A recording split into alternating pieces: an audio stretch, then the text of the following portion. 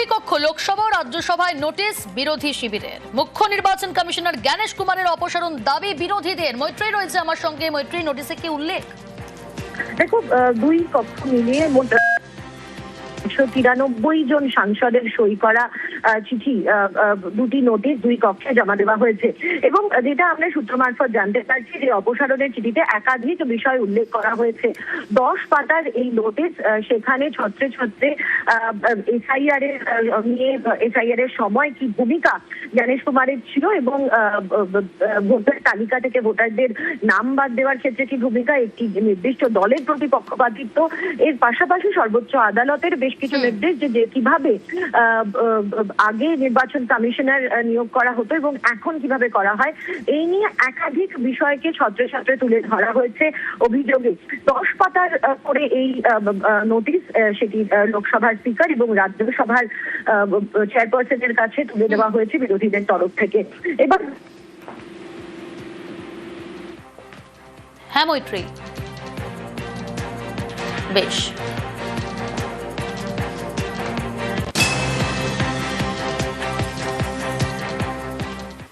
আসি পরের খবরে। বাড়ি ভাঙার সময় বিপত্তি, হঠাৎ ভেঙে পড়ে বাড়ির সিঁড়ির অংশ। এমজি রোডের কলা বাগানে অঘটন। বাড়ির ভিতরে আটকে পড়েন কিছু বাসিন্দা। দমকল উদ্ধার করে আটকে পড়া বাসিন্দাদের।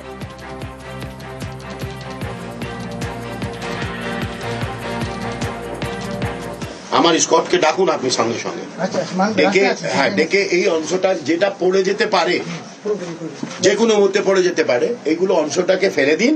ফেলে দিয়ে আমরা এই সিঁড়িটাকে একটু এবারে সেরে নেব, যাতে মানুষটা সুষ্ঠুভাবে এখান থেকে বের হয়ে যায়। আমার হচ্ছে এই জায়গাটা পরিষ্কার করে দিলে বের হয়ে যাবে। এটা ইমিডিয়েট আপনি যেটা ফেলে দিন, আমি এটা ব্যবস্থা করছি।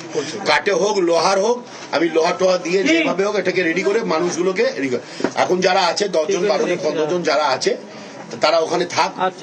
ওই অংশটার প্রবলেম নেই, এই অংশটা প্রবলেম হয়েছে। প্লিজ এটা করে দিন আপনি, প্লিজ এটা করে দিন। 10 মিনিটের মধ্যে আমরা অবজেকশন করেছি কিছুদিন আগে যে যতক্ষণ পুরো ভ্যাকেন্ট না হয় বাড়িটা ভাঙার একটা অ্যাক্সিডেন্ট ঘটতে টাইম লাগে। বললো না না সেরকম দরজা পর্যন্ত আমরা তো চাইছি আমরা যেমন ছিলাম আগে তেমন থাকি। এইটা ফলস, এটা 10-12 বছর আগে লাগিয়েছে এই জন্য যাতে বাড়ির লোকেরা ভয় পেয়ে। কর্পোরেশনের যে কোনো বাড়িতে দেখবেন বিপজ্জনক বাড়ি, তার বোর্ড একই সিস্টেম, একই কালার, একই সাইজ।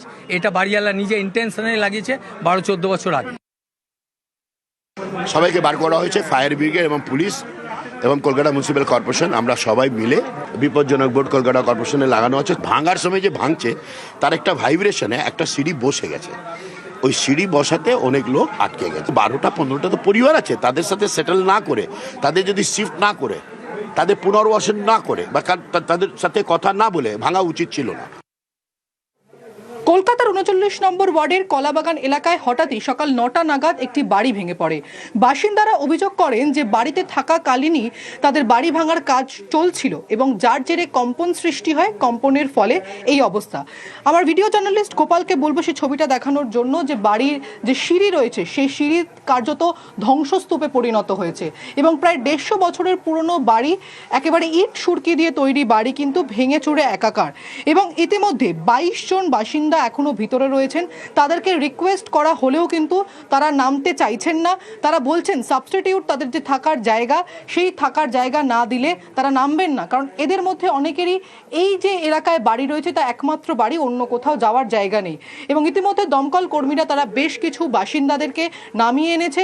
পুলিশের তরফে এবং কাউন্সিলরের তরফে যারা ভিতরে রয়েছেন, নামতে চাইছেন না, তাদেরকে বোঝানোর চেষ্টা চলছে। ক্যামেরায় গোপালের সঙ্গে প্রীতি, নিউজ 18 বাংলা, কলকাতা।